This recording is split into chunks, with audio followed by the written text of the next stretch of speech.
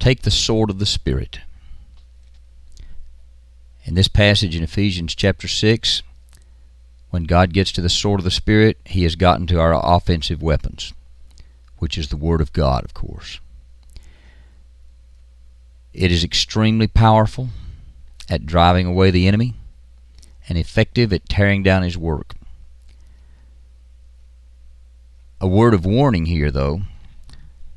It would be a terrible mistake to try to take the sword of the Spirit, the Word of God, and use it in an aggressive, offensive way against Satan without having the defensive weapons in place. There's a reason why God gives the defensive weapons first. If we lightly skip over the defensive weapons, we are forgetting or allowing ourselves to neglect the fact that our enemy has offensive weapons of his own, and we'll be an easy target. He'll bring us down. It's foolish to go out to battle without all the weapons that God's provided for us to overcome the enemy. So don't start at the wrong place. Start by putting on the full armor. On the other hand, it can be tempting for some Christians to hope that the enemy will just leave us alone if we keep our defensive weapons in place and we won't have to use the sword. Now, it may be true that those defensive weapons will prevent Satan from getting to us, but if we neglect to use the sword, he's just going to kind of hang around watching for his opportunity. And then one day he'll see us let one of our defensive weapons slip a little bit, and he will make his move. So yes, we need to have those defensive weapons in place, but we need to follow that with the effective use of the sword that God's given us to not just keep Satan at bay, but actually drive him off and tear down his works. There's scriptures here that I'm going to share with you that you can use to aggressively drive off the enemy. Some of these verses can be used as direct commands. For example, Satan, let your lying lips be dumb, which speak arrogantly against the righteous with pride and contempt. Other verses can be used to remind the enemy of things that he doesn't want to be reminded of. For example, Satan, I just want to remind you that you're going to be thrown into the lake of fire and brimstone and will be tormented day and night forever and ever. Now, I realize that there are some Christians who are very reluctant to speak directly to Satan or his demons, but God has told us very clearly that they are our enemy, and He's given us a powerful weapon to use against them, the sword of the Spirit, the Word of God. And to attack our spiritual enemies with the Word means that we just speak God's Word against them. Jesus, of course, set us the perfect example, as always. And when Jesus was attacked by Satan, He spoke directly to him. He said, "Begone, Satan, for it is written," and then He quoted Scripture. So He gave us a model. God has given us Scripture to drive Satan off. Of course, Satan would like for us to feel so foolish about doing that we would try some other strategy. We don't need to try another strategy because there is no other strategy. We need to tell Satan what God has told us to tell him. So what you might want to do is ask God to bring to mind areas where you think the enemy might be at work in your life or in your family's life. And you might want to pray that God would just enable you to do effective spiritual warfare, aggressive, offensive warfare against the enemy. You know, you might want to say something like this: "You evil spirits who've been assigned to cause communication problems in my family, I'm coming against you now in the name of the Lord Jesus Christ. And I'm reminding you that the weapons of my warfare are not of the flesh, but mighty through God to the pulling down of your strongholds. And I remind you that for this purpose the Son of God was manifested, that He might destroy all of your works. So I command you in His name to get out of this relationship and go wherever the Lord Jesus Christ sends you. And I'm saying that by His authority and in His name." Now, there are a lot of verses you can use like that. Now, I know some Christians might say, well, what if there are no spiritual enemies listening? What if I'm just speaking into the air? Well, for one thing, the chances are very strong that God will see to it that those spiritual enemies hear what you have to say. He did not tell us to do spiritual warfare for nothing. He knows that there are enemies out there, and He's given us weapons to use against them. But if you think about it, even if there weren't any spiritual enemies, even if there were no Satan and were no demons out there listening to what you're saying, just spending time with the Lord in these verses will certainly help build us up spiritually. So we'll grow stronger in the Lord, even if there's no demon there to be driven off. One other thing you might want to consider as you read the Scripture in this area, there are many, many Bible verses, especially in Psalms, where we read about our enemies. And I think sometimes we have a tendency to think of these as only human enemies. But our real enemies are not human. Remember, God says that our battle is not against flesh and blood. So when you read the word enemies, don't think flesh and blood. Think of Satan and his demons. So I'm going to share a few of these verses with you that you might be able to use.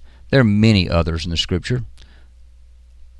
I'm confident that Satan and his demons hate words like this that are from God and are written in His Scripture. Isaiah 49, verses 24 and 25. Can the prey be taken from the mighty man, or the captives of a tyrant be rescued? Surely, thus says the Lord, even the captives of the mighty man will be taken away, and the prey of the tyrant will be rescued. For I will contend with the one who contends with you, and I will save your sons. Psalm 124, verse 7. Our soul has escaped as a bird out of the snare of the trapper. The snare is broken, and we have escaped. Psalm 56, 9. Then my enemies will turn back in the day when I call. This I know, that God is for me. Psalm 91, 3. For it is He who delivers you from the snare of the trapper and from the deadly pestilence. Psalm 91, 13. You will tread upon the lion and the cobra, the young lion and the serpent you will trample down. Psalm 18, 37 through 40. I pursued my enemies and overtook them, and I did not turn back until they were consumed. I shattered them, so that they were not able to rise. They fell under my feet. For you have girded me with strength for battle. You have subdued under me those who rose up against me. You've also made my enemies turn their backs to me, and I destroyed those who hated me. Psalm 35, 4 through 6. Let those be ashamed and dishonored who seek my life. Let those be turned back and humiliated who devise evil against me. Let them be like chaff before the wind, with the angel of the Lord driving them on. Let their way be dark and slippery, with the angel of the Lord pursuing them. Psalm 11, 6 and 7. Upon the wicked He will rain snares. Fire and brimstone and burning wind will be the portion of their cup. For the Lord is righteous. He loves righteousness. The upright will behold His face. Psalm 129, verse 4. The Lord is righteous. He has cut in two the cords of the wicked. Psalm 6, verses 8 through 10. Depart from me, all you who do iniquity, for the Lord has heard the voice of my weeping. The Lord has heard my supplication. The Lord receives my prayer. All my enemies shall be ashamed and greatly dismayed. They shall turn back. They shall suddenly be ashamed. Psalm 140, 9 and 10. As for the head of those who surround me, may the mischief of their lips cover them. May burning coals fall upon them. May they be cast into the fire, into deep pits from which they cannot rise. Psalm 58, 6 and 7. O God, shatter their teeth in their mouth. Break out the fangs of the young lions, O Lord. Let them flow away like water that runs off. When He aims His arrows, let them be as headless shafts. Psalm 118, 7. The Lord is for me among those who help me. Therefore I shall look with satisfaction on those who hate me. Psalm 118, verse 12. They surrounded me like bees. They were extinguished as a fire of thorns. In the name of the Lord I will surely cut them off. Psalm 31, 17 and 18. Let me not be put to shame, O Lord, for I call upon you. Let the wicked be put to shame. Let them be silent in Sheol. Let the lying lips be dumb, which speak arrogantly against the righteous with pride and contempt. Psalm 92, 9 through 11. For behold your enemies, O Lord, for behold your enemies will perish. All who do iniquity will be scattered. But you have exalted my horn like that of the wild ox. I have been anointed with fresh oil, and my eye has looked exultantly upon my foes. Matthew 4:10. Then Jesus said to him, Begone, Satan, for it is written, You shall worship the Lord your God, and serve him only. Matthew 28:18. Jesus came up and spoke to them, saying, All authority has been given to me in heaven and on earth. Luke 10:19. Behold, I've given you authority to tread upon serpents and scorpions, and over all the power of the enemy, and nothing shall hurt you. Luke 11, verse 21 and 22 says, When a strong man fully armed guards his own homestead, and the strong man is a type of Satan. When Satan, fully armed, guards his own homestead, his possessions are undisturbed. But when someone stronger than he, the Lord Jesus Christ through us, but when someone stronger than he attacks him and overpowers him, he takes away from him all his armor on which he had relied, and distributes his plunder. John 12:31. Now judgment is upon this world. Now the ruler of this world shall be cast out. John 16:11. The ruler of this world has been judged. Romans 16:20. And the God of peace will soon crush Satan under your feet. 2 Corinthians 10:3 through 5. For though we walk in the flesh, we do not war according to the flesh. For the weapons of our warfare are not of the flesh, but divinely powerful for the pulling down of strongholds. We are destroying speculations and every lofty thing raised up against the knowledge of God. And we're taking every thought captive to the obedience of Christ. Colossians 2:15. When he had disarmed the rulers and authorities, he made a public display of them, having triumphed over them through him. Hebrews 2:14 and 15.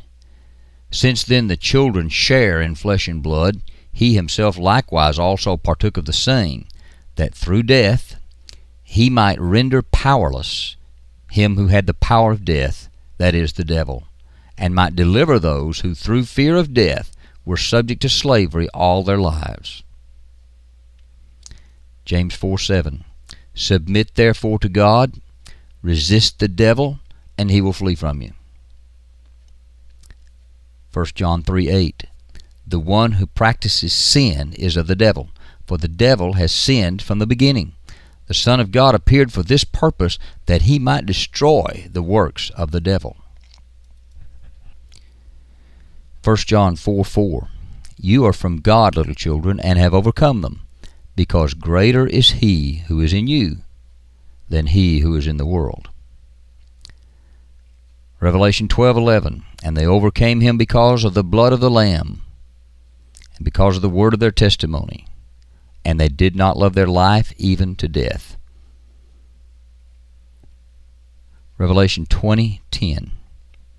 And the devil who deceived them was thrown into the lake of fire and brimstone, where the beast and the false prophet are also, and they will be tormented day and night forever and ever.